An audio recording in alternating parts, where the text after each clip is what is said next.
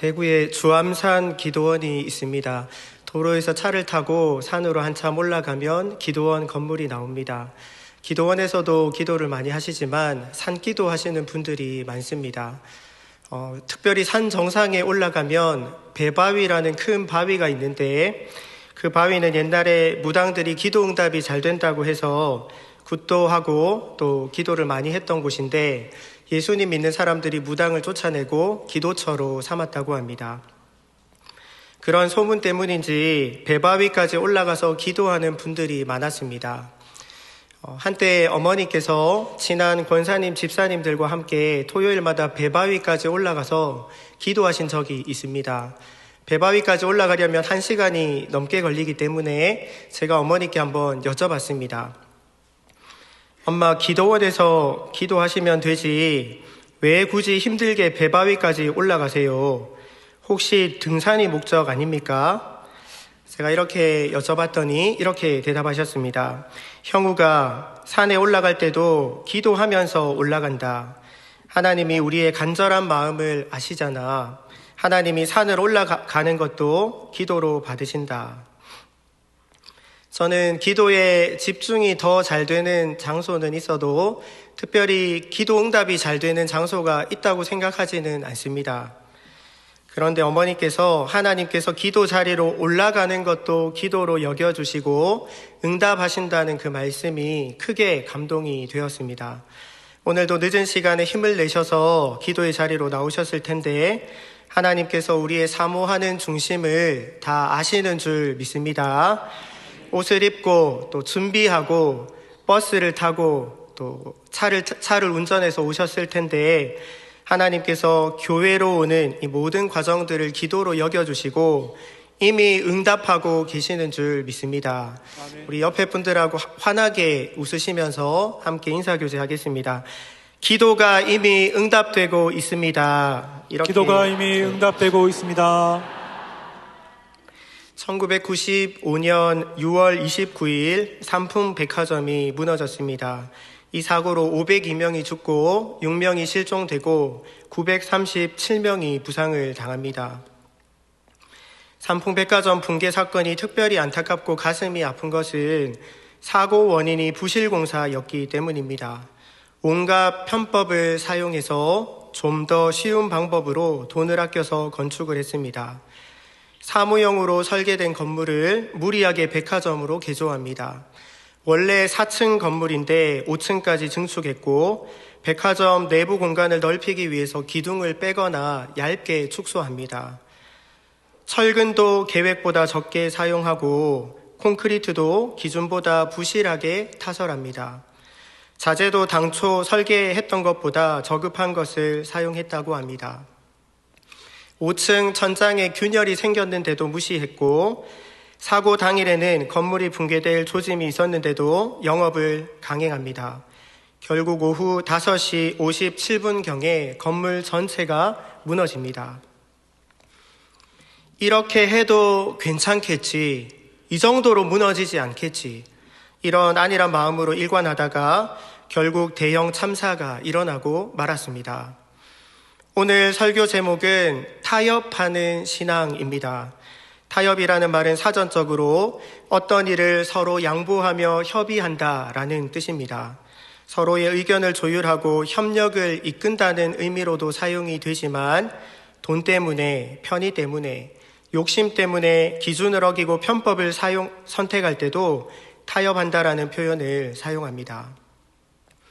삼풍백화점 사고는 경영진과 시공사, 안전감리를 했던 사람들이 올바른 방법을 선택하지 않고 자기 욕심과 타협했기 때문에 발생했던 사고입니다.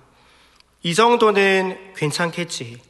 타협했던 것이 큰 재앙을 초래합니다. 신앙도 마찬가지입니다. 타협하는 신앙은 위험합니다. 성경은 하나님의 말씀의 기준에서 벗어나서 자기 욕심, 자기 생각과 타협하는 것을 위험한 것으로 보여줍니다. 하나님은 창세기 3장에서 아담에게 선악과를 따먹지 말라고 분명하게 말씀합니다. 어느 날 뱀이 나타나서 하와를 유혹합니다. 하와가 선악과가 먹고 싶어졌습니다. 딱 한 번 먹는 거잖아. 괜찮을 거야. 결국 선악과를 따먹기로 타협했고 그로 인해 아담과 하와뿐만 아니라 모든 인류가 고통을 당합니다. 하나님은 사울 왕에게 아말렉 전쟁에서 아말렉 사람들을 모든 가축들을 완전히 진멸하라고 명령합니다. 하지만 사울 왕은 하나님의 명령을 온전히 순종하지 않습니다. 아말렉 왕 아각을 살려두고 좋은 가축들을 전리품으로 남깁니다. 사울은 자기가 한 일이 별일 아니라고 가볍게 생각했을 수도 있습니다. 하지만 이 한 번의 타협 때문에 하나님께 버림받습니다. 다윗은 옥상을 거닐다가 한 여자가 목욕하는 모습을 봅니다. 두 가지 마음이 들었을 것입니다. 저 여자를 계속 쳐다볼까, 쳐다보지 말까? 저 여자가 누구인지 알아볼까, 알아보지 말까?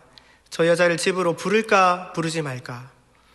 다윗은 여러 차례 타협을 했고 돌이킬 수 없는 큰 죄를 범합니다. 하나님은 타협하는 신앙을 기뻐하지 않습니다. 온전한 마음으로 하나님을 섬기기를 원하시는 것입니다. 다니엘과 세 친구는 풀무불과 사자굴 앞에서도 타협하지 않습니다. 지금 당장 불구덩이에 던져지게 생겼는데 금신상에 딱 한 번만 절하면 안 될까요? 굶주린 사자에게 잡아먹힐 판인데 한 달만 기도를 쉬면 안 되냐는 것입니다. 다니엘과 세 친구는 현실에 타협하지 않고 신앙의 온전함을 지킵니다. 요셉도 보디발의 아내가 유혹할 때 자신의 양심과 신앙을 타협하지 않습니다. 이때 타협했다면 요셉의 미래가 달라졌을 것입니다. 요셉은 반복되는 유혹을 물리치고 하나님을 선택합니다. 우리의 온전함 가운데 하나님의 온전함이 드러납니다. 다니엘처럼 요셉처럼 작은 죄에도 타협하지 않고 하나님을 향한 온전한 신앙을 지키는 저와 여러분이 되기를 바랍니다. 오늘 본문은 솔로몬 이야기입니다. 솔로몬이 바로의 딸이었던 자신의 아내를 다윗성에 거하지 못하게 했다는 내용입니다. 다윗성은 하나님의 언약궤가 머물렀던 거룩한 곳이기 때문에 솔로몬은 이방 여자가 머물 수 없다고 생각했던 것 같습니다. 우리 오늘 본문 역대하 8장 11절을 함께 읽겠습니다. 솔로몬이 바로의 딸을 데리고 다윗 성에서부터 저를 위하여 건축한 궁에 이르러 가로되 내 아내가 이스라엘 왕 다윗의 궁에 거하지 못하리니 이는 여호와의 궤가 이른 곳은 다 거룩함이니라 하였더라. 언뜻 보면 솔로몬의 행동이 무척 신앙적인 것처럼 보이지만 조금만 더 생각해 보면 그의 행동이 너무나 모순적이라는 것을 알 수 있습니다. 신명기 7장 3절 4절에서 하나님은 이스라엘 백성에게 이방 결혼을 하지 말라고 말씀하셨습니다. 또 그들과 혼인하지 말지니 내 딸을 그 아들에게 주지 말 것이요 그 딸로 내 며느리를 삼지 말 것은 그가 내 아들을 유혹하여 그로 여호와를 떠나고 다른 신들을 섬기게 함으로 여호와께서 너희에게 진노하사 갑자기 너희를 멸하실 것임이니라. 솔로몬은 애초에 바로의 딸과 결혼하지 말았어야 합니다. 그랬다면 이방인 아내를 다윗성에 있게 할지 말지 고민할 필요도 없습니다. 더 중요하고 근본적인 문제는 타협해놓고 뒤늦게서야 거룩한 장소를 따지고 있는 것입니다. 물론 솔로몬이 바로의 딸과 결혼한 것은 외교 정책의 일환이었을 것입니다.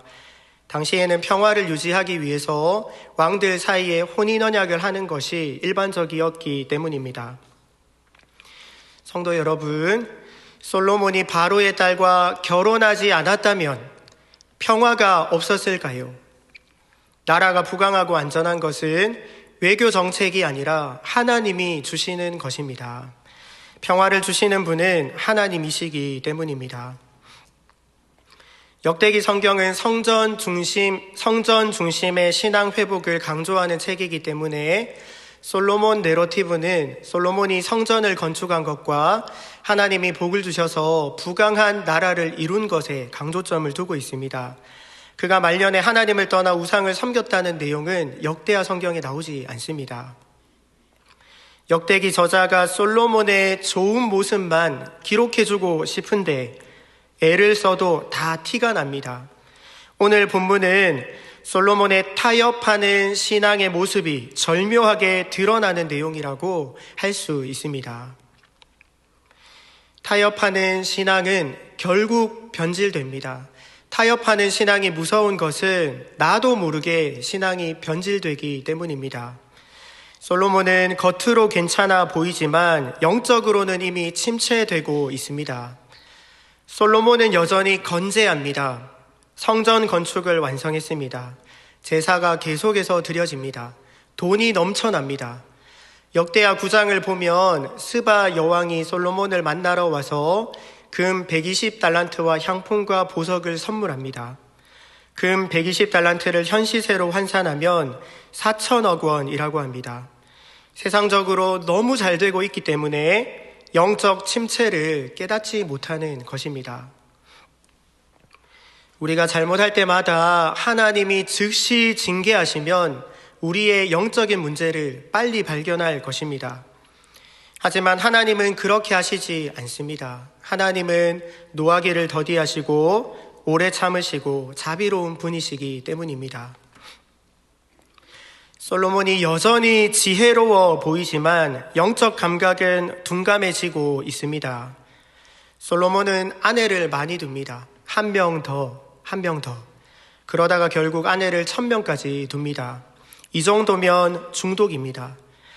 아내가 많아서 다른 나라 왕들은 부러워했을지 모르지만 하나님은 절대로 기뻐하시지 않습니다. 1000번제를 드려서 하나님을 기쁘시게 했던 솔로몬이 아내를 1000명까지 두는 어리석은 모습을 보여줍니다. 1000이라는 상징적인 숫자가 솔로몬의 감각이 어디를 향해 있는지를 보여줍니다. 세상적인 지식과 지혜는 여전하지만 하나님이 무엇을 기뻐하시는지를 분별하는 영적 감각은 무지하고 무감각한 모습을 보여줍니다. 솔로몬은 거룩을 선택하는 것 같지만 이미 그의 삶에 거룩이 무너지고 있습니다. 솔로몬은 언약궤가 머물렀던 다윗성은 거룩하기 때문에 이방 여인을 둘 수 없다고 말합니다. 그러면 그 이방 여인, 부정한 여인을 어디 뒀을까요? 자기 아내로 삼고 자기 곁에 둡니다. 함께 살아갑니다. 이처럼 타협하는 신앙은 나도 모르게 신앙이 변질됩니다.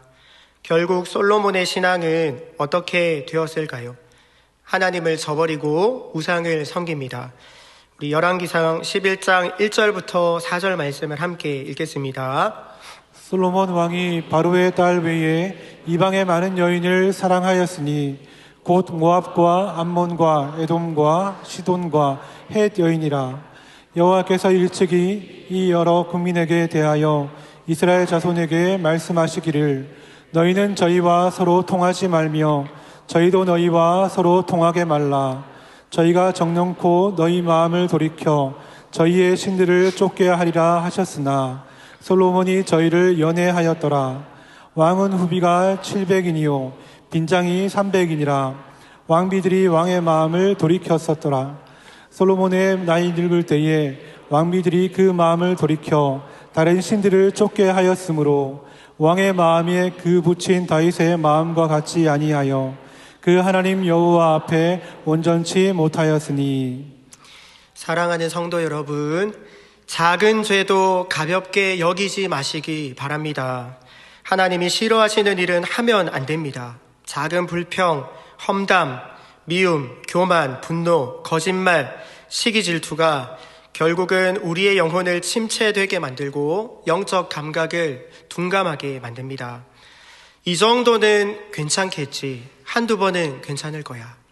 타협하는 신앙은 결국 변질되고 만다는 것을 늘 기억하시기 바랍니다. 그러면 구체적으로 솔로몬의 어떤 신앙이 변질이 되었을까요? 역대하 1장에는 1000번제를 드리는 내용이 나옵니다.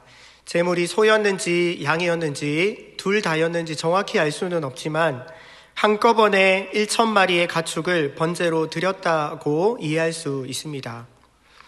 1000이라는 숫자는 솔로몬이 전심을 다했음을 나타냅니다. 하나님께서 솔로몬의 제사를 기쁘게 받으셨는데 이 대목에서도 솔로몬의 중심이 전심이었다는 것을 알 수 있습니다.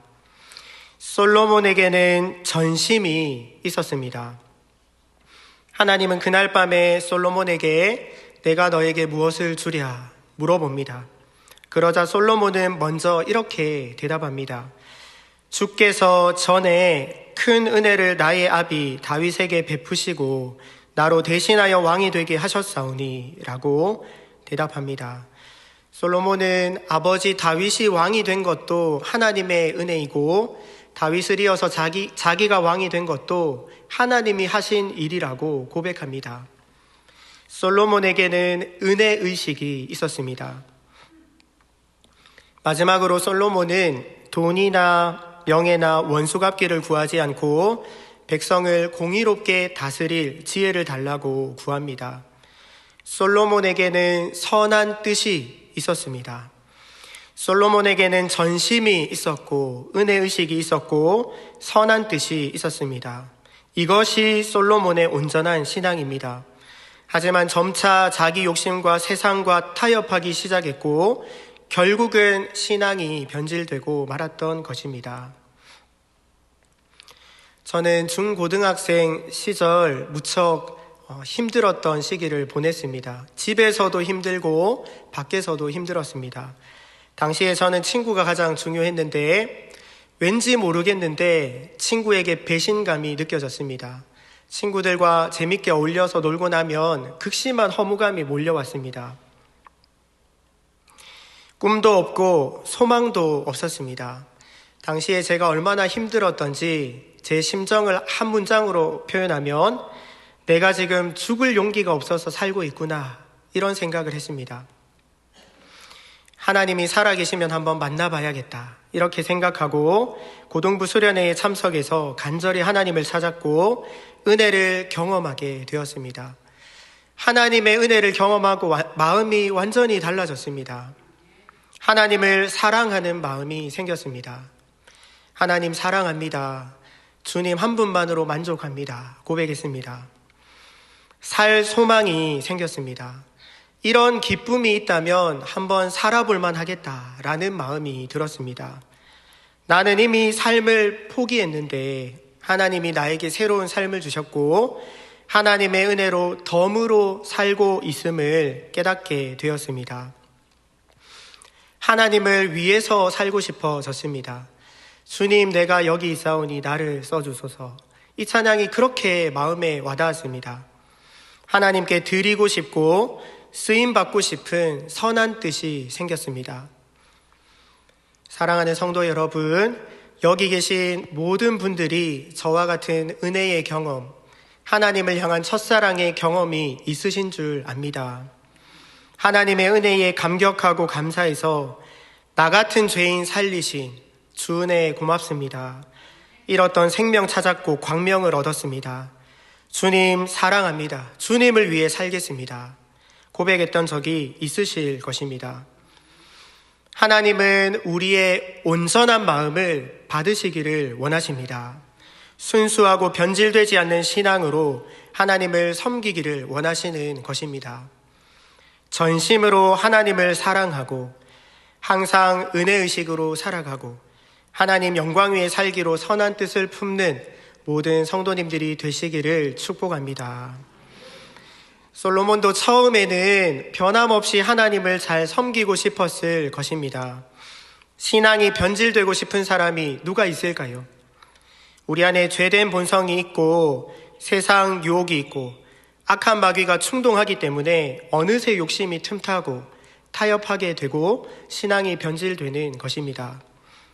그러면 어떻게 타협하는 신앙을 극복할 수 있을까요? 솔로몬은 어떻게 했어야지 온전한 신앙을 끝까지 지킬 수 있었을까요? 신명기 17장에는 왕의 규례가 나옵니다. 왕이 되면 하나님께서 3가지를 금하라고 말씀하셨습니다. 말을 많이 두지 말고 아내를 많이 두지 말고 은금을 많이 쌓지 말라고 말씀하셨습니다. 솔로몬은 하나님께서 금하신 이 세 가지 명령을 다 어깁니다. 말을 많이 모읍니다. 은금을 모읍니다. 아내를 많이 둡니다. 그리고 하나님은 왕이 된 자는 율법서를 읽으라고 명령하셨습니다. 신명기 17장 18절에서 20절 말씀을 제가 한번 읽어보겠습니다. 그가 왕위에 오르거든 레위 사람 제사장 앞에 보관한 이 율법서를 등사하여 평생에 자기 옆에 두고 읽어서 그 하나님 여호와 경외하기를 배우며 이 율법의 모든 말과 이 규례를 지켜 행할 것이라. 그리하면 그의 마음이 그 형제 위에 교만하지 아니하고 이 명령에서 떠나 좌로나 우로나 치우치지 아니하리니 이스라엘 중에서 그와 그의 자손의 왕위에 있는 날이 장구하리라 라고 말씀합니다. 20절은 그리하면이라는 접속사로 시작합니다. 18절, 19절 말씀대로 실천하고 순종하면 20절 말씀을 하나님께서 이루어 주신다는 말씀입니다. 솔로몬의 삶에 20절이 성취되지 않은 것을 볼 때 솔로몬은 말씀 생활에서 실패합니다. 18절은 왕이 되면 제사장이 보관하는 율법서를 등사하라고 말씀하는데 왕이 직접 율법서를 필사해서 옮겨 적는다는 뜻입니다. 솔로몬도 그렇게 했을 것입니다. 그리고 솔로몬은 자신이 필사한 성경을 평생 옆에 두고 날마다 읽고 묵상해야 합니다. 솔로몬은 말씀 생활을 어떻게 했을까요? 율법책을 읽는 것조차 제대로 안 했을 수도 있습니다. 바쁘니까 율법책을 덮어놓고 먼지만 쌓이게 하는 것입니다. 또는 솔로몬이 율법책을 매일 읽었지만 대충 읽고 대충 지켰을 수도 있습니다. 해야 하니까 그냥 의무감으로 피상적으로 하는 것입니다. 그래서 결국은 말씀 생활에 실패합니다. 솔로몬이 율법책을 평생 곁에 두고 읽으면서 여호와 경외하기를 배우고 순종했다면 오른쪽으로 왼쪽으로도 치우치지 않고 온전한 신앙의 삶을 살았을 것입니다. 타협하는 신앙을 극복할 수 있는 방법이 말씀 생활에 있다는 것을 알 수 있습니다. 신명기 17장은 왕에게 주신 명령이기 때문에 우리에게 적용할 수 있느냐고 반문할 수 있습니다. 그래서 시편 1편 말씀을 함께 살펴보려고 합니다. 1절, 2절을 다 함께 읽겠습니다. 복 있는 사람은 악인의 꾀를 쫓지 아니하며 죄인의 길에 서지 아니하며 오만한 자의 자리에 앉지 아니하고 오직 여호와의 율법을 즐거워하여 그 율법을 주야로 묵상하는 자로다. 신명기 17장의 왕의 규례와 너무나 닮았습니다. 세 가지를 하지 말라고 말씀하고 율법을 읽으라는 공통적인 내용이 나옵니다. 특별히 의인과 악인을 대조해서 시편 1편이 말씀을 교훈하고 있는데 1절을 개역개정 성경으로 읽어보면 악인의 꾀를 따르지 아니하고 죄인의 길에 서지 아니하며 오만한 자들의 자리에 앉지 아니하고 라고 말씀합니다. 타협과 변질이라는 주제로 1절을 들여다보면 처음에는 걷다가 다음에는 서고 결국 눌러 앉는다는 것을 알 수 있습니다. 점점 죄인으로 고착화되는 모습을 발견할 수 있습니다. 그리고 생각에서부터 죄가 시작되어서 죄된 행동을 반복하다가 결국 인격이 되고 존재가 된다고 설명할 수 있습니다. 1절에서 점점 악해지는 죄인의 프로세스를 발견할 수 있습니다. 우리는 시간의 흐름과 함께 끊임없이 변합니다. 언제나 변함없는 모습, 똑같은 상태로 머물러 있는 사람은 아무도 없습니다. 영적으로도 마찬가지입니다. 더 악해지느냐, 더 거룩해지느냐의 싸움입니다. 죄악을 선택하며 세속화되는 것이 아니라 말씀을 선택하며 하나님을 닮아가야 합니다. 이어서 2절은 오직 여호와의 율법을 즐거워하여 그 율법을 주야로 묵상하는 자로다라고 말씀합니다.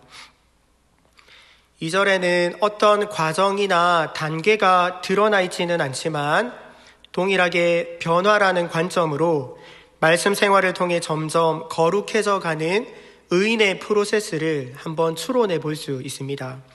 1단계는 말씀을 읽고 듣고 실천하는 것입니다. 2단계는 말씀을 주신 하나님을 알아가고 닮아가는 것입니다. 3단계는 그 말씀이 자신의 인격이 되고 존재가 되어서 또 다른 누군가에게 말씀을 전하는 멘토가 되는 것입니다. 부모가 자녀를 교육할 때도 똑같은 적용 과정이 나타납니다. 예를 들면 부모마다 자녀에게 중요하게 생각하는 교육이 있겠지만 저는 아이들에게 자기 마음을 들여다보게 하는 교육을 중요하게 생각합니다. 그리고 거짓말을 하지 말도록 교육합니다. 아이가 만약에 나쁜 마음으로 말하고 행동하면 지적합니다. 거짓말하면 혼을 냅니다. 너 그런 행동은 욕심이야. 너가 동생에게 한 행동은 착한 마음이 아니라 나쁜 마음으로 한 것이야. 절대로 거짓말하면 안 돼. 거짓말하면 아빠와 사이가 나빠져. 1단계는 아이들이 저의 가르침을 듣고 실천합니다. 그러다 보면 가르침을 주는 아버지가 어떤 사람인지 또 무엇을 중요하게 생각하는지 알게 됩니다. 그리고 아버지를 닮아갑니다. 이것이 2단계라고 할 수 있습니다.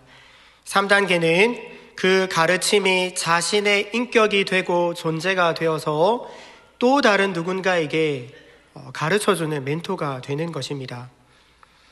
시편 1편 2절 안에는 말씀 생활을 통해 더욱 하나님을 닮아가고 성화되는 의인의 프로세스가 담겨 있습니다.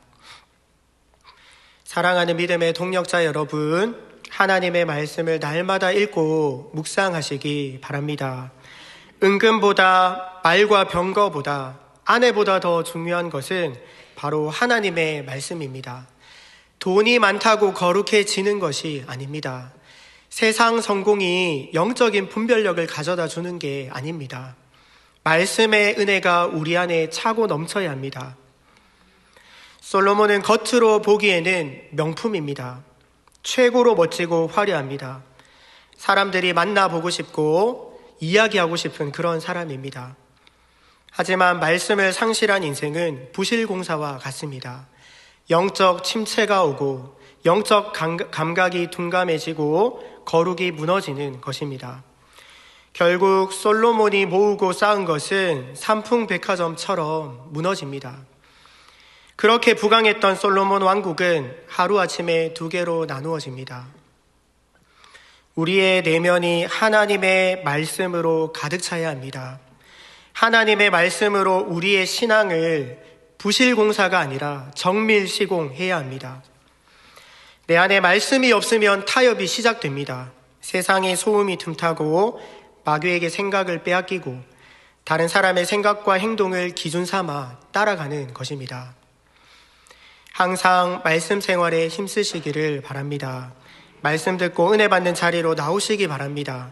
매일 성경을 읽으시고 양육훈련반에서 배우고 훈련하시고 말씀대로 온전히 순종하기를 애쓰시기를 바랍니다. 그리고 말씀을 주시는 하나님에 대해서 깊이 생각해야 합니다. 솔로몬처럼 대충 읽고 대충 지키는 것은 부실공사와 같습니다. 하나님을 사랑하고 세상도 사랑하는 것, 말씀도 따라가고 내 욕심도 따라가는 이런 피상적인 말씀 생활으로는 안 됩니다. 신명기 17장에도 율법서를 읽을 뿐만 아니라 여호와를 경외하기를 힘쓰라고 배우라고 권면합니다. 남포교회 원로 목사인 박영선 목사님에게 어떤 분이 이렇게 물어봤다고 합니다. 목사님은 설교를 참 잘하시는데 그 비결이 은사입니까? 아니면 공부를 하셨기 때문입니까? 목사님이 질문의 의도를 알아채고 이렇게 답하셨다고 합니다. 은사도 아니고 공부도 아닙니다. 제가 설교를 잘하는 것은 하나님을 찾느라고 당황한 현실적 경험이 많기 때문입니다. 라고 대답을 했습니다. 단순히 피상적으로 십계명을 지키는 것보다 더 중요한 것은 말씀을 통해 하나님을 알아가고 하나님과 친밀해지고 그분을 닮아가는 것입니다. 하나님의 말씀을 붙들고 그분을 알기 위해 씨름하는 삶이 필요합니다. 이런 과정을 통해 말씀이 내 삶이 되고 인격이 되어서 또 다른 누군가를 바른 길로 이끄는 멘토가 되는 것입니다. 타협하는 신앙이 아니라 말씀 생활을 통해 우리의 신앙을 끊임없이 정밀 시공해야 합니다. 시편 1편과 솔로몬 이야기를 통해 온전한 말씀 생활이 주는 세 가지 복을 한번 생각해 보겠습니다. 앞으로 우리가 평생 말씀 생활에 힘쓸 텐데 이 세 가지 기준을 가지고 말씀 생활이 지금 제대로 되고 있는지, 피상적으로 되고 있는지 점검하시기 바랍니다. 온전한 말씀 생활을 통해 첫 번째로 말씀이 주는 기쁨을 누립니다. 시편 1편 2절은 오직 여호와의 율법을 즐거워하여 그 율법을 주야로 묵상한다라고 말씀합니다. 시편 기자는 여호와의 율법을 즐거워한다고 고백합니다. 말씀이 주는 기쁨이 있습니다. 제가 군입대를 하기 전날 아버지께서 여호수아 1장을 읽어주셨습니다. 하나님이 언제나 함께 하실 것이니 두려워하지 말고 군생활 잘 하고 오라고 읽어주셨습니다. 저는 5주 동안 신병교육을 받았는데 3주차쯤 되었을 때 은근히 마음이 고되고 힘들어서 훈련을 나가기 전에 성경을 펼쳐서 여호수아 1장을 읽었습니다. 전투화를 신고 총을 메고 대열을 갖추어서 훈련장으로 향하는데 갑자기 1장 5절 앞부분 말씀이 떠오르면서 울컥 감동이 밀려왔습니다. 1장 5절 앞부분은 아버지가 강조하신 말씀도 아니고 제가 유심히 봤던 말씀도 아닌데 그렇기 때문에 하나님이 주신 말씀처럼 느껴졌습니다. 눈물을 삼키면서 훈련장으로 향하는데 얼마나 위로가 되고 힘이 났는지 모릅니다. 말씀이 초코파이보다 더 달게 느껴졌습니다. 하나님이 나에게 말씀하시는 것 같을 때 너무나 기쁩니다. 뿐만 아니라 말씀이 주는 기쁨은 단순한 깨달음 정도가 아니라 말씀을 통해 하나님을 경험하고 알아가는 기쁨입니다. 말씀대로 순종했더니 하나님이 복을 주시고 은혜를 주시는 것을 경험하는 것입니다. 말씀을 통해 하나님을 경험하면 더 말씀을 사랑하게 됩니다. 이런 말씀 생활의 선순환이 우리 삶에 일어나야 합니다. 솔로몬은 말씀이 주는 기쁨이 아니라 세상 기쁨을 쫓았습니다. 은금을 즐거워하고 군사력을 즐거워하고 화려한 건축물을 즐거워했습니다. 아내를 즐거워했습니다. 나는 지금 말씀의 기쁨을 누리고 있는지, 어떤 것을 즐거워하고 있는지 돌아보며 점검해야 합니다. 저는 성도들을 신방할 때 주일 담임 목사님의 말씀이 귀에 잘 들리시는지, 또 말씀을 통해 은혜 받는지 자주 물어봅니다. 영적 상태를 진단하는 중요한 기준이 되기 때문입니다. 시편 4편 7절에서 다윗은 이렇게 고백합니다. 주께서 내 마음에 두신 기쁨은 저희의 곡식과 새 포도주에 풍성할 때보다 더하니이다. 성경학자들은 시편 4편을 3편과 연결해서 다윗이 압살롬을 피해 도망갈 때 기록했을 것으로 해석합니다. 다윗은 지금 아무것도 없습니다. 권력도 빼앗기고 물질적인 풍요도 다 내려놓은 상태인데 하나님께서 주시는 기쁨을 노래하는 것입니다. 사랑하는 여러분, 예수님을 믿는 기쁨이 있습니다. 하나님이 나와 함께 하시는 것 같을 때, 하나님이 내 삶에 간섭하시는 것 같을 때 너무나 기쁩니다. 내 기도에 하나님께서 응답하시는 것 같을 때 너무 기쁩니다. 하나님이 아니면 내 삶에 이런 일이 일어날 수 없는데 하나님이 간섭하시고 은혜를 주셨구나. 이런 경험을 할 때 얼마나 기쁜지 모릅니다. 온전한 말씀 생활을 통해 말씀이 주는 기쁨, 예수 믿는 기쁨을 풍성하게 누리시는 모든 성도님들이 되시기를 축복합니다. 온전한 말씀을 통해 두 번째로 좋은 열매를 맺습니다. 우리 시편 1편 3절을 함께 읽겠습니다. 저는 시냇가에 심은 나무가 시절을 쫓아 과실을 맺으며 그 잎사귀가 마르지 아니함 같으니. 우리 안에 말씀이 들어오면 열매를 맺습니다. 열매는 내가 따먹는 것이 아닙니다. 다른 사람이 따먹는 것입니다. 열왕기상 3장에는 솔로몬이 1000번제를 드리고 하나님께 지혜를 구하는 내용이 나옵니다. 바로 이어서 두 창기를 재판하는 내용이 나옵니다. 두 창기가 한 집에서 잠을 자다가 한 아들이 깔려서 죽었고 아기를 몰래 바꿔치기 했고 살아있는 아들이 서로 자기 아들이라고 주장합니다. 솔로몬이 칼을 가지고 오라고 해서 반으로 나누라고 재판해 줍니다. 우리가 너무나 잘 아는 내용입니다. 이 이야기의 핵심은 솔로몬이 하나님의 지혜로 백성들을 다스렸다는 것입니다. 그만큼 솔로몬의 지혜가 대단했다는 데 강조점이 있습니다. 또 한 가지 중요한 강조점이 있는데 솔로몬은 창기와 같은 가장 낮고 천한 자들도 억울한 일을 당하지 않도록 가장 공의로운 나라를 만들어 주었다는 것을 알려주는 것입니다. 왕이 창기를 왜 만날까요? 있을 수 없는 이야기입니다. 그만큼 가장 낮은 사람들도 솔로몬이 하나님의 마음과 지혜로 가장 행복한 나라를 이루어 줬다는 것을 이 이야기를 통해서 알 수 있습니다. 솔로몬이 마지막까지 백성들을 행복하게 해 주었을까요?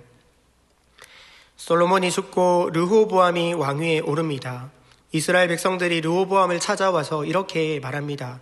역대하 10장 4절입니다. 왕의 부친이 우리의 멍에를 무겁게 하였으니 왕은 이제 왕의 부친이 우리에게 시킨 고역과 매운 무거운 멍에를 가볍게 하소서. 그리하시면 우리가 왕을 섬기겠나이다. 솔로몬이 육체 노동을 너무 힘들게 시켜서 고통스러우니 노동을 줄여달라고 부탁을 하는 것입니다. 사랑하는 성도 여러분, 여러분은 어떤 열매를 맺고 계십니까? 특별히 가장 가까운 사람들에게, 내 아내와 남편, 가족에게, 직장 동료에게, 구역원들에게 말과 행동으로 어떤 열매를 전해주고 있느냐는 것입니다. 열매를 통해 우리의 말씀 생활을 점검해 볼 수 있습니다. 가족이 나와 함께하는 시간을 행복해 하는지 들여다보시기 바랍니다. 성령의 열매 중에 오래 참음의 열매가 있는데 내가 배우자를 참아줘야 합니다. 내가 자녀를 참아줘야 합니다. 내가 참아주지 않으면 상대방이 나를 참고 있다는 것을 알아야 합니다. 온전한 말씀 생활을 통해서 성령의 열매, 좋은 열매 많이 맺으시기 바랍니다. 온전한 말씀 생활을 통해서 마지막으로 또 다른 누군가의 멘토가 됩니다. 내 안에 체화된 하나님의 말씀을 또 다른 누군가에게 가르치고 전수한다는 뜻입니다. 시편 1편의 저자가 다윗인지 다른 사람인지 정확히 알 수는 없지만 자신이 경험한 말씀의 은혜를 시편 1편으로 기록해서 또 다른 누군가에게 교훈하고 있습니다.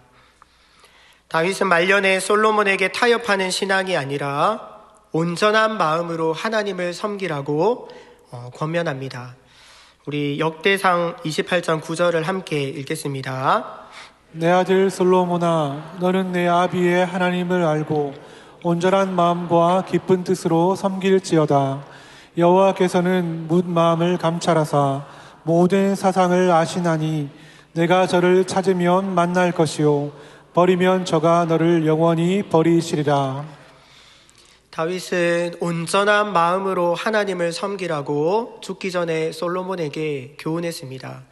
하지만 솔로몬은 아들 르호보암에게 전할 말이 없습니다. 오히려 말년에 온갖 우상들을 섬겨서 솔로몬이 열어놓은 우상 숭배의 길을 후대의 많은 이스라엘 왕과 백성들이 따르게 된 것입니다. 담임 목사님께서 저희 부교육자들에게 항상 목양일념하고 은혜의식으로 사심없이 사역하라고 가르쳐 주십니다. 그리고 사랑의 교회 부교육자 시절에 주일마다 성전 곳곳에 성도들이 들어차서 예배 드리는 모습을 보면서 하나님이 나에게도 이런 은혜를 주시면 좋겠다 소망했는데 하나님이 그렇게 해주셨다고 말씀하시는 것을 들은 적이 있습니다. 옥하는 목사님을 통해 배운 남다른 목회 중심과 교회의 은혜를 잘 실천하고 열매 맺어서 이제는 우리 부교육자들에게 목회 멘토가 되어주시는 것입니다. 저희가 잘하면 또 다른 누군가에게 멘토가 될 것입니다. 사랑하는 성도 여러분, 지금 내 삶은 나에게서 끝나는 것이 아닙니다. 2주 전에 주일 강단을 통해 엘리야가 불같이 살다가 엘리사라는 불씨를 남기고 떠났다는 말씀을 받았습니다. 우리 모두는 무언가를 남기고 떠납니다. 우리 안에 하나님의 말씀이 충만할 때 또 다른 누군가에게 온전한 신앙을 남기고 전수하게 될 줄 믿습니다. 이기복 교수님이 자신의 시어머니 이야기를 하시는 것을 들은 적이 있습니다. 시어머님은 50살의 중풍에 걸려서 거의 30년을 중풍으로 사셨다고 합니다. 오른쪽이 다 마비되고 휠체어 생활을 하셨습니다. 불편한 몸으로 삐뚤삐뚤 글씨를 쓰시면서 창세기부터 요한계시록까지 6번 반을 필사를 하셨다고 합니다. 8자녀에게 주려고 8번 하려다가 못하신 것입니다. 생전에 이기복 교수님이 시어머님께 뭘 아시고 쓰세요? 라고 물어보면 모른다, 나는 무식하다 라고 대답하셨다고 합니다. 그런데 입만 열면 지혜의 말씀을 전하셨다는 것입니다. 시어머님이 자녀들에게 엄청난 신앙의 유산을 남기신 것입니다. 사랑하는 성도 여러분, 부디 말씀 생활에 힘쓰셔서 사랑하는 가족에게, 자녀들에게, 또 다른 누군가에게 온전한 신앙과 하나님의 말씀을 전하시는 멘토가 되어주시기를 부탁드립니다. 말씀을 맺겠습니다. 타협하는 신앙은 위험합니다. 부실공사와 같습니다. 나도 모르게 변질되고 결국은 다 무너지고 맙니다. 말씀이 영적 침체에서 벗어나게 해줍니다. 말씀이 영적 감각을 회복시키고 하나님이 기뻐하시는 뜻을 분별하게 만듭니다. 말씀이 삶의 모든 영역에서 거룩을 선택하게 만듭니다. 피상적인 말씀 생활이 아니라 온전한 말씀 생활을 통해 타협하는 신앙을 극복하고 기쁨과 열매가 가득한 복된 삶을 살아가시기를 예수님의 이름으로 축복합니다. 우리 오늘 들은 말씀을 기억하시면서 우리 함께 찬양하겠습니다. 전심을 다해서 하나님만 사랑하겠습니다. 타협하지 않겠습니다. 하나님께 나를 드립니다. 하나님 은혜 베풀어 주십시오. 우리 함께 찬양하겠습니다. 목마른 사슴 시내 물을 찾아 헤매이듯이 내 영혼 주를 찾기에 갈급하나이다. 목마른 사슴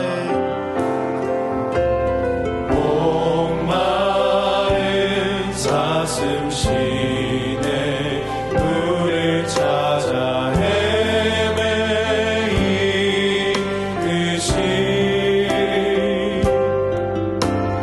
내 영혼 주를 찾기에 갈급하나이다.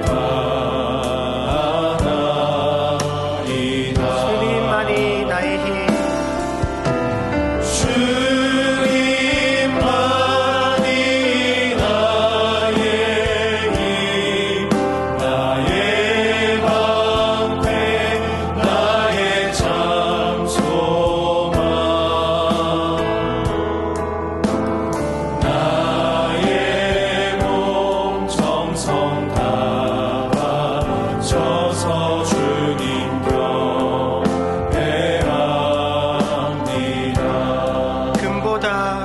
나의 주님. 금보다 귀한 나의 주님, 내게 만족 주신 주,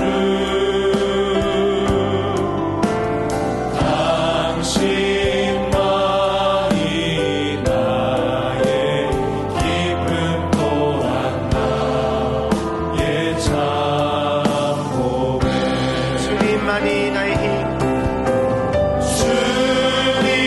주님만이 나의 힘, 나의 방패, 나의 참 소망, 나의 몸 정성 다 바쳐서 주님 경배합니다. 한 번 더 찬양합니다. 금보다 귀한 나의 주님. 금보다 귀한 나의 주님, 내게 만족 주신 주,